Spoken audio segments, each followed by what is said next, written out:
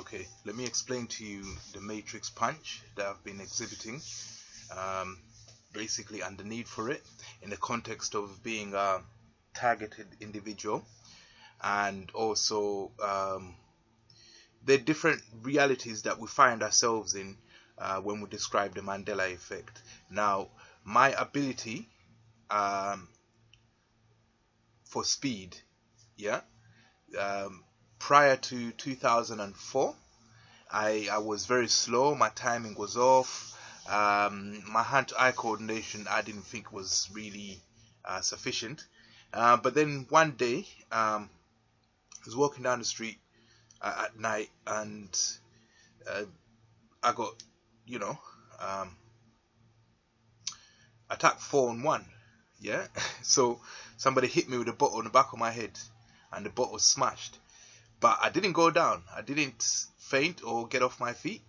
I remember, I mean, people talk about a red mist. Well, that's what I saw. And then when I opened my eyes, I turned around to smash this guy. But then three of his friends jumped out. So I started instinctively, my instinct, from the moment the bottle hit and from the moment the bottle smashed, yeah, I changed, yeah. So as I'm running away, they're throwing bottles, they're throwing bricks, they're throwing chains. But for some reason, I know when to move. So I ducked everything they were throwing, and nothing touched me.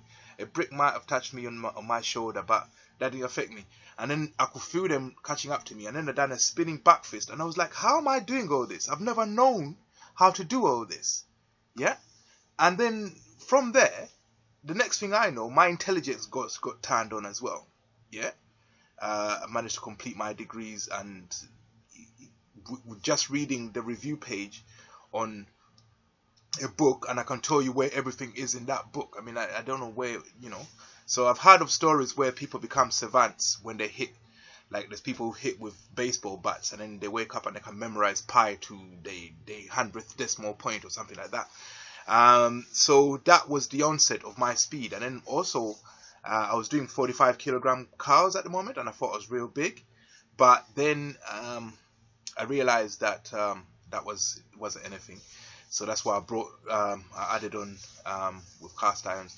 And I ended up lifting 100 kilogram cows, which at the time was 82 kilograms, not using proteins. Lifting 100 kilogram cows in 2007, I was like, pound for pound, the most powerful man on the planet. I didn't know that. I wasn't doing it for power. I was just somebody who was traumatized. Yeah. So my power got switched on, my speed got switched on, and my intelligence got switched on, all because I was hit with a bottle at the back of my head. Yeah. So let me show you. Obviously, then I started to try and develop um, my martial art. I thought it was something new, and then probably 3 years ago, I realized that there was something called Wing Chun. And then when I looked at the concepts of Wing Chun, I was like, okay, this is something that has been before. Yeah. And obviously, my first instinct was to go into boxing when I was attacked to do self-defense. I did a bit of sparring, knocked a few people out. My first time in the ring, I owned the ring. So in sparring, I went the first time in the gym. I put my hand up, we sparred, and proper sparring, and I knocked people down, and then on my ring. Yeah, so that's the first time ever in the ring, and then I was boxing orientated. But then I started to try and do boxing to become the fastest boxer that's ever lived. And when I did that, then I started to run into concepts of throwing like 600, 700 punches a minute. But then when I read about Wing Chun, I realized that they had come across these concepts already. Yeah. And then you've heard about the 100th monkey experiment, where if one monkey realizes something, and then the whole community realizes it, and then monkeys from other continents will also start realizing it. Yeah. So maybe the knowledge of Wing Chun came to me, but I didn't know what to do with it. So I've developed, I tried to develop my martial art, but when I realized that Wing Chun was there, that's when I stopped. I thought, okay, whatever I'm going to come up with is probably regurgitating what I know from the 100th monkey experiment. If they came up with it in Wing Chun, maybe that's why I'm realizing it. Yeah. So I stopped developing it, but I still, one of the throwbacks, one of the things which I invented early on 10 years ago was this matrix punching, and I'll show you an example. Yeah. This is a jab, a straight, a hook, and an uppercut in less than a second. So we're talking about jab, straight, hook, uppercut in less than a second. Let me show you. I even slow it down somewhere. Punch combo, jab, straight, hook, uppercut, less than a second. Come on. That's how quick it is.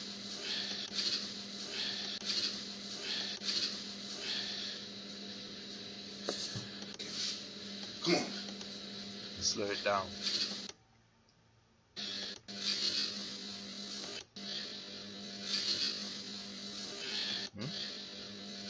Jab, straight, hook, uppercut.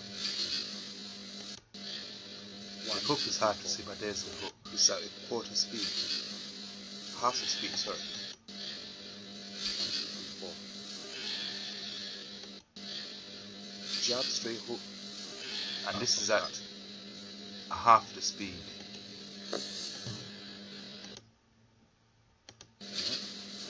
And that's at normal speed. Real speed. Alright.